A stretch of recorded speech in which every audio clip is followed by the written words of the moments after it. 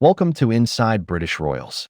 This is your exclusive look inside the world's most famous family. We are exploring the scandals, secrets, and power plays that define the modern monarchy. If you are new here, please do well to hit that subscribe button for more updates.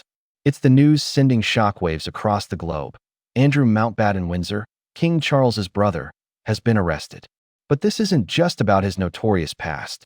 In a move that's truly without precedent, Thames Valley and Norfolk police have taken the 66-year-old into custody. The charge?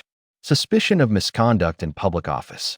The allegations are explosive, that while serving as the UK's special trade envoy, he leaked confidential government information directly to the disgraced, and now deceased, financier Jeffrey Epstein. This arrest is the first of its kind for a senior royal in modern history, and it's already triggering an international crisis and pushing the monarchy right to the brink. February 18, 2026. What should have been just another quiet morning at the Sandringham estate became the epicenter of a royal earthquake. Unmarked police cars arrived at Wood Farm, Andrew's residence on the estate, not with a warning, but with an arrest warrant. He was taken into custody and questioned for hours before being released under investigation. Simultaneously, police began searching the property. So what's the legal basis for this bombshell? It's a common law offense known as misconduct in public office. Now, this isn't directly about the abhorrent sexual abuse allegations that have plagued him for years, though that shadow still looms large. Instead, investigators are focused on a different kind of betrayal, one against the state. The catalyst appears to be the monumental release of Epstein files by the U.S. Justice Department on January 30, 2026. Buried within millions of pages of documents were emails that reportedly appeared to be from the Duke. These emails allegedly show him forwarding confidential reports from his official trade missions. Within minutes of receiving sensitive briefs from his private secretary about trips to Singapore, Vietnam, and Hong Kong, he was allegedly sending them on to Jeffrey Epstein for his review. One email even discussed a classified brief on investment opportunities in Afghanistan. For years, Andrew held a position of immense trust as the UK's special representative for international trade and investment. The question now being asked by police is whether he abused that trust in the most damaging way imaginable. The reaction from Buckingham Palace was swift and severe, sending a clear signal that this time is different. In a move that stunned royal watchers, it was confirmed that neither King Charles nor the palace were informed of the arrest in advance. The police acted completely independently, treating a royal just like any other citizen suspected of a serious crime. Hours later, King Charles issued a formal statement signed Charles R. He expressed his deepest concern over the news, but was unequivocal.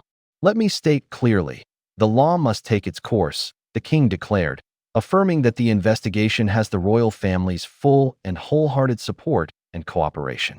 This wasn't a defense of his brother. It was a defense of the rule of law and, by extension, the crown itself. This moment feels like the culmination of a crisis that's been brewing for years.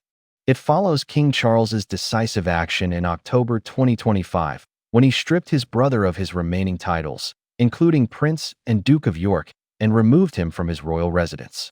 For years, the monarchy has tried to contain the Andrew problem, first with his disastrous 2019 BBC Newsnight interview, then with the out-of-court settlement with Virginia Giuffre, whom he has always denied meeting. But this arrest rips away any last shred of control.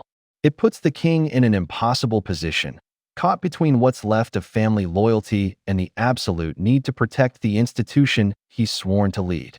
This scandal is no longer just a British problem. It has exploded onto the world stage. The very nature of the allegations, leaking confidential trade information, has sent a chill through diplomatic circles.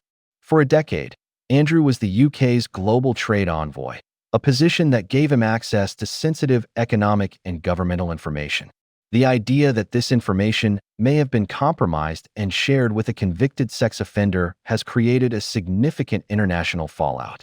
In the United Kingdom, the political reaction has been furious.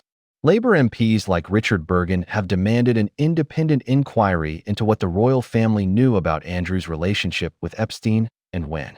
Prime Minister Keir Starmer stated plainly that nobody is above the law, a sentiment echoed across the political spectrum.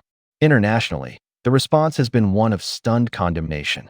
Australia, a key Commonwealth realm, had already signaled its support for Andrew's removal from the line of succession. This arrest only amplifies those calls and raises difficult questions for other nations who hosted him during his time as trade envoy. The US-UK relationship is also under a microscope. While the arrest was the result of cooperation, with the US Justice Department providing the files that triggered the investigation, American commentators have contrasted the UK's swift police action with a perceived lack of accountability for Epstein's powerful American associates. This is more than just one man's personal disgrace. It's a deep stain on the UK's international reputation, casting serious doubt on the integrity of its diplomatic dealings and the security of its official information. At the heart of this legal storm is brewing against a backdrop of long-standing public fury.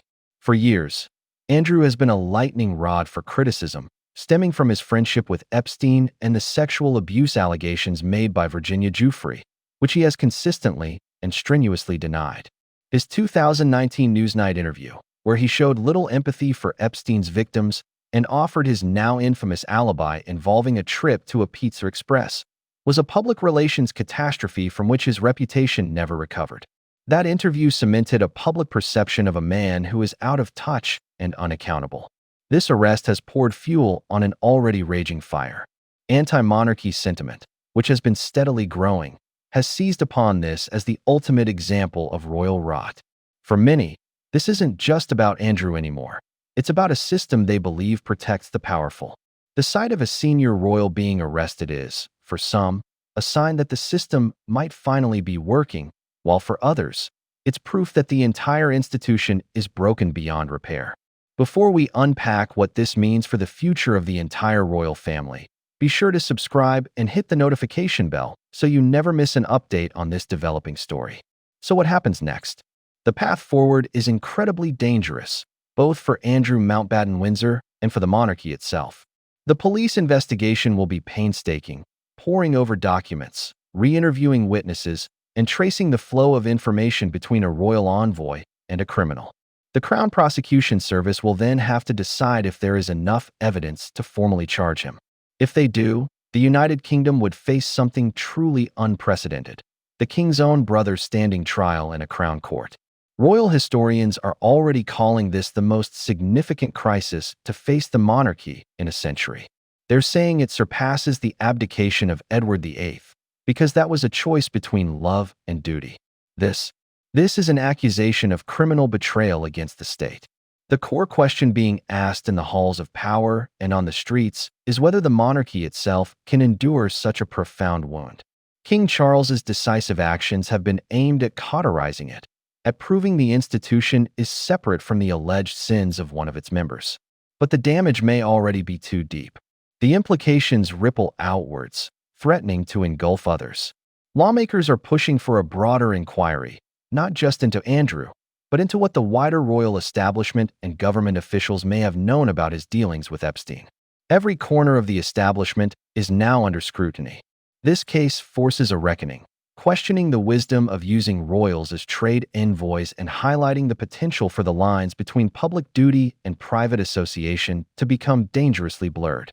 The arrest of Andrew Mountbatten-Windsor is more than just the downfall of a disgraced royal. It's a turning point. It's a moment of profound crisis. We have seen a man who was once fourth in line to the throne arrested on suspicion of betraying his country. We have seen a king forced to publicly sanction an investigation into his own brother. And we have seen the world watch on, as the very foundations of the British monarchy are shaken. Ultimately, this isn't just about one man. It's a moment that could redefine the British monarchy for the 21st century.